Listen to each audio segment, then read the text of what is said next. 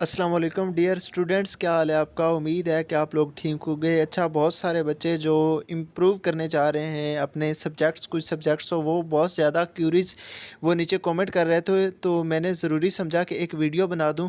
तो बगैर आप लोगों का टाइम वेस्ट किए, ये बहुत सी शॉर्ट सी वीडियो है, तो जो सारी क्यूरीज जो स्टूडेंट्स ने पूछी हैं वो इस वीडियो में सारी आपको मिल जाएंगी। तो आप लोगों के जितनी भी क्यूरीज थे उसके इसमें आपको आंसर्स मिल जाएंगे। सबसे पहले तो एक गाइडलाइन भी ये है कि जो बच्चे अपना इम्प्रूव करने जा रहे हैं सब्जेक्ट्स, तो उनको किस तरीके से प्रिपरेशन करनी चाहिए और किस तरह उन्होंने पेपर अटैम्प्ट करना है। सबसे पहले हम बात करते हैं जब अपने पेपर देने जाना है, क्योंकि पहले अगर वो सब मैं आपको डिटेल में बताता हूँ कि जो स्टूडेंट्स हैं जिनके लाइक अगर हम बात करें फ़िज़िक्स में उनके पहले मार्क्स हैं 85 में से उनके मार्क्स हैं 70 प्लस।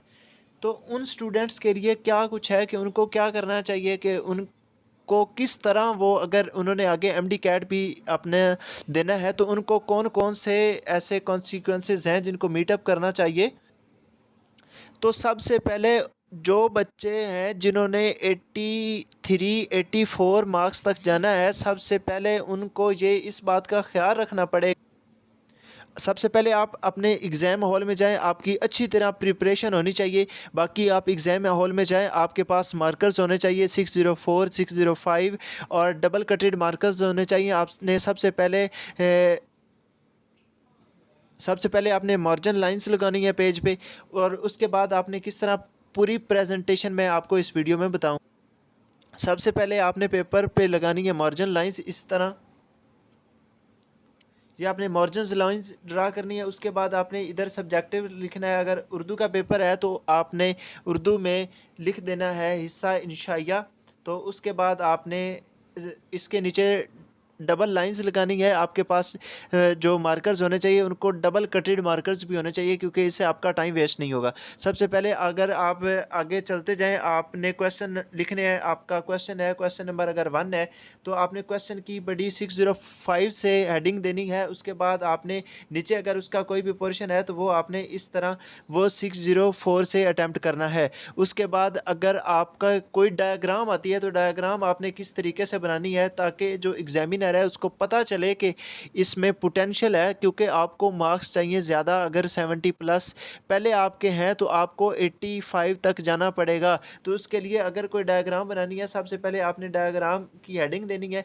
उसके बाद डायग्राम बना के उसको एक बॉक्स में बंद करना है, और आपने पेपर में जितने भी आपका मेन जो क्वेश्चन है अगर आप वो अटैम्प्ट करें, उसमें से जो आपको इम्पोर्टेंट लगे बात उसको आपने हाईलाइट कर देनी है, या मार्कर से हाईलाइट कर देनी है, या उसके नीचे एक लाइन लगा देनी है। बेहतर यही है कि आप मार्कर से उसको हाईलाइट कर दें। उसके बाद आपके पेपर में आप सारे सवाल जितने भी क्वेश्चन आप लाइक अगर 6 क्वेश्चंस अटैम्प्ट करने हैं, 7 क्वेश्चंस अटैम्प्ट करने हैं, 8 क्वेश्चंस अटैम्प्ट करने हैं, तो आप एक क्वेश्चन लाजमी एक्स्ट्रा करें।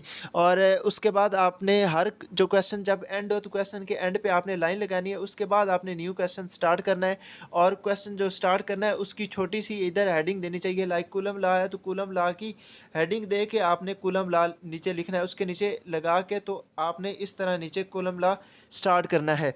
तो इस तरीके से अगर कोई आपके पास डेफिनेशन आती है तो डेफिनेशन को ये मार्जिनस लाइन होगी, तो डेफिनेशन को आपने बिल्कुल सेंटर में लिखना है।